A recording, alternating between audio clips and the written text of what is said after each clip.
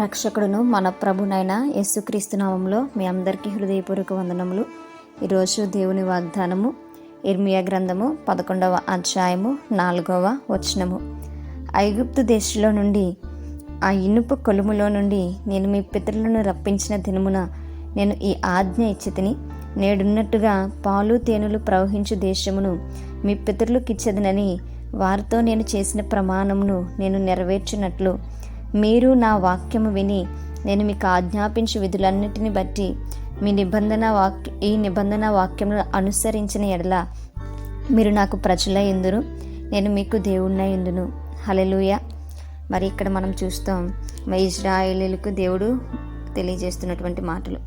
యూదావారు ఇశ్రాయేలు జనాంగము అనేక సార్లు దేవుడు వారికి ఇచ్చినటువంటి అవకాశాన్ని కోల్పోతూ వచ్చారు.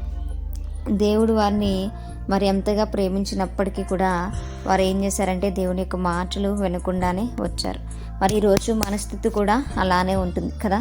దేవుడు పాలు తేనెలు ప్రవహించేటువంటి దేశము వారికి ఇస్తాను అంటే వారు ఐగుప్తులో ఉండడానికే ఇష్టపడినట్టుగా మనం చూస్తుంటాం. అయితే మనము మన బ్రతుకుల్లో మార్చుకునేటువంటి వారముగా ఉండాలి. మనము దేవుడు మనకు ఆజ్ఞాపించినటువంటి వాక్యమును మనం వినేటువంటి వారముగా ఉండాలి. దేవుడు మనకి ఏవైతే నిబంధన చేస్తున్నాడో, ఏదైతే వాక్యము రూపంలో మనతో మాట్లాడుతున్నారో అది మన జీవితాల్లో నెరవేర్చబడాలి అని అంటే, మనము ఆయనకి బిడ్డలుగా ఉండాలి అని అంటే మనం వాటిని వినేటువంటి వారము ఉండాలి. దేవుడు మనతో మాట్లాడుతున్నటువంటి మాటను మనం విని ఆ మాట ప్రకారముగా మనం జీవించినట్లయితే, మన బ్రతుకుల్లో ఆ మాటకు అనుగుణంగా గనక మనము దిద్దుకున్నట్లయితే దేవుడు మనకు తోడుగా ఉంటాడు. ఆయన మనకు దేవుడుగా ఉండడానికి ఆయన ఇష్టపడుతున్నాడు. మనము ఆయనకు బిడ్డలుగా ఉండడానికి మనం ఇష్టపడితే ఆయన మనల్ని చేర్చుకునేటువంటి దేవుడు. కాబట్టి మనము మన బ్రతుకుల్ని మార్చుకుందాం. మనము మన బ్రతుకుల్ని మరి చక్కపరుచుకునేటువంటి బిడ్డలుగా మనం ఉందాం.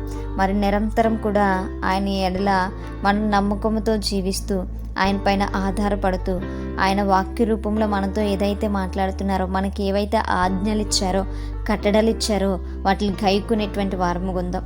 మనం ఆ విధులను గైకున్నప్పుడు మనం ఆయన ప్రేమించేటువంటి వారముగా ఉంటాం గనుక మనము మన భారము దేవుని పైన వేసి వాక్యానుసారంగా మన బ్రతుకులను మలుచుకుని దేవునికి ఇష్టానుసారంగా మనము దేవుని యొక్క మాటలు వింటూ మన జీవితాలను చక్కపరుచుకుందాం. అటువంటి కృప దేవుడు మనందరికీ కూడా దయచేయనుగాక.